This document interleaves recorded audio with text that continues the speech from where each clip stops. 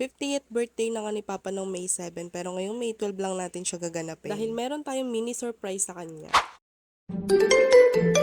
셋, 별, Maaga nga kaming umalis ng araw na to kasi talagang nagmamadali na yung birthday boy. Sabi niya dapat daw alas 4 nandun na kami. Kaaga-aga masyado, alas 8 pa ang open ng resort. Yes po, sa resort ko po na piling ganapin ang birthday ni Papa para na rin makapag-swimming na rin ang aming pamilya para naman alam mo makulayan ang mga drawing na outing na yan. Bali dito nga pala namin napili sa Doña Jovita Garden Resort. Located nga pala sila sa may tabi ng Petron dito sa Barangay Bagong Kalsada, Calamba, Laguna. So ang entrance fee dito is 150 sa adult and then 100 naman sa kids. 2 feet below na bata libre. So si Riri po ay libre. Akala ko nga may bayad kasi lagpas sa si Riri sa 2 feet. Pero tinanong lang yung age niya, sabi ko 2 years old, ayun free na daw. Syempre hindi natin tatanggihan ng libre. By the way guys, pet friendly yung resort nila. So kung may mga fur babies kayo dyan, pwedeng nyo silang dalhin dito. Wala pa ang alas 8 ng umaga ay andito na kami sa loob, nakakapag-enjoy na. Ang una nga naming tinambayan ay itong kiddie pool nila. Syempre marami kami mga kasamang bata. No choice kundi mag-enjoy dito sa kiddie pool, mga ante. Wag ka na kasi mahiya. Dali na. Give it a try.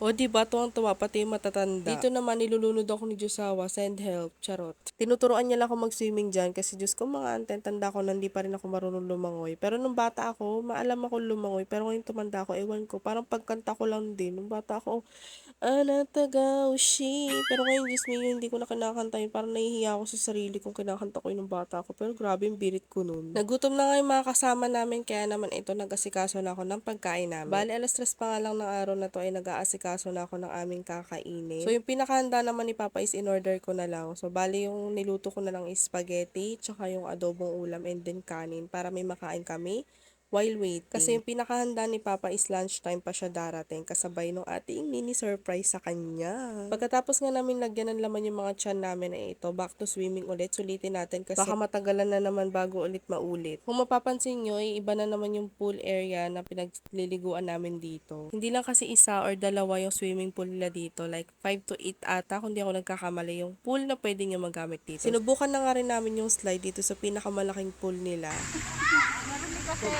Pag hindi man.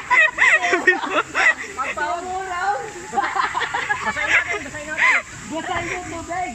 Woo! Hindi siya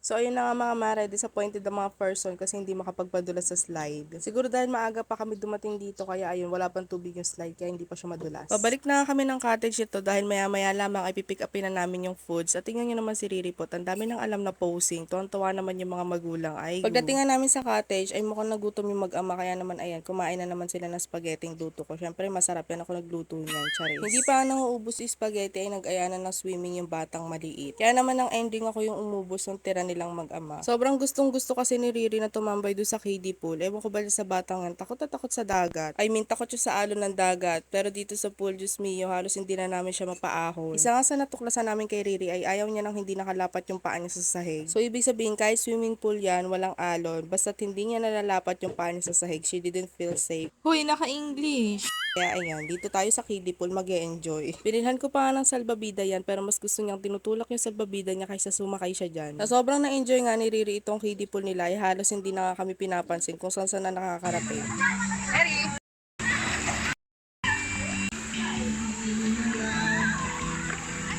Nang saglit ngang manawa si Riri po sa kiddie pool ay ito, dinalaw niya naman si Snow White with 7 dwarfs.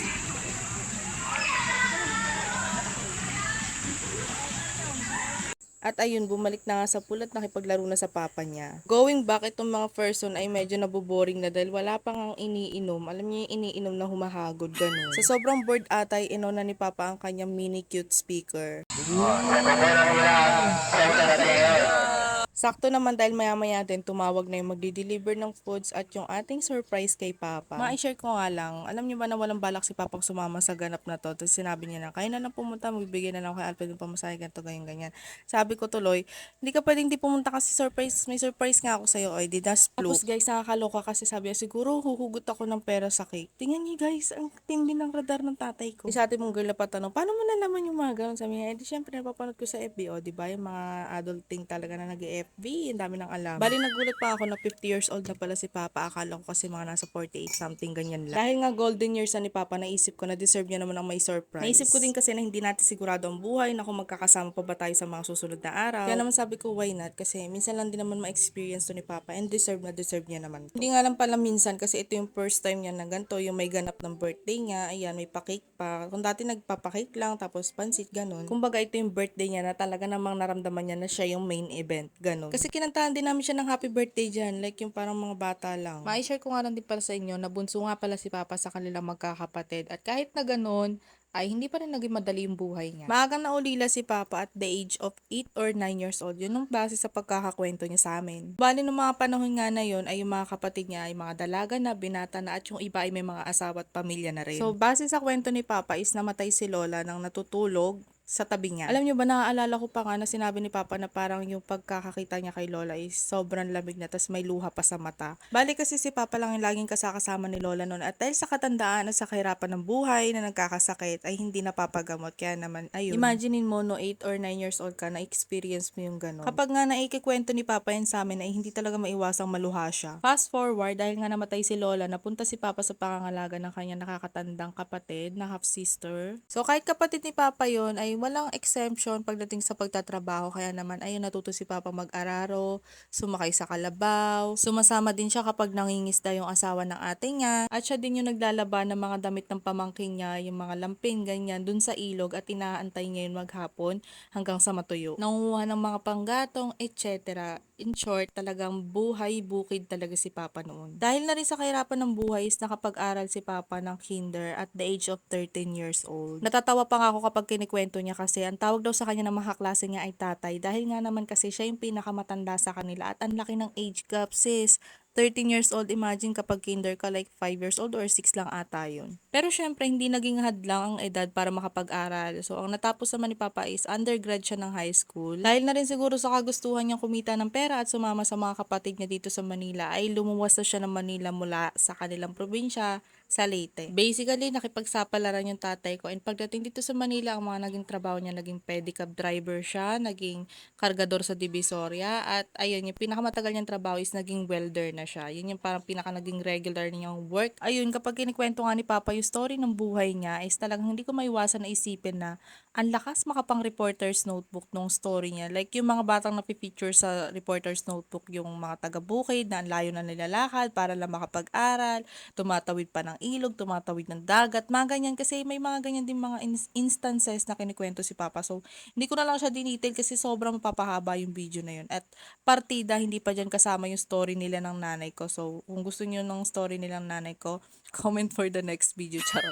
Ayun na, i-share ko lang naman yung ilang parte ng buhay ng tatay ko, kaya ako nasabing deserve na deserve niya to kasi noon wala namang ganito sa kanila. No? And parang tribute ko na rin sa kanya dahil nga malapit na rin ang Father's Day, o diba, bongga. Going back dito sa kaganapan sa resort, ayun, tuloy ang pag-enjoy ng mga bagets. Bali nga yung iba sa kasama namin ay hindi na nagsipaglangoy kasi yung ibang pool nila dito, especially yung pang-adult, is maiinit na and sobrang trick din yung araw.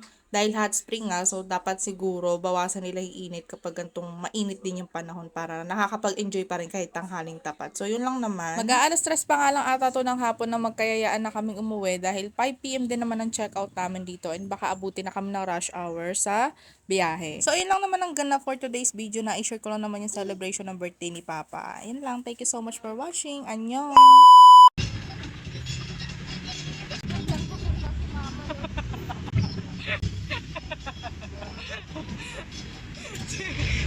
Dito na lasing.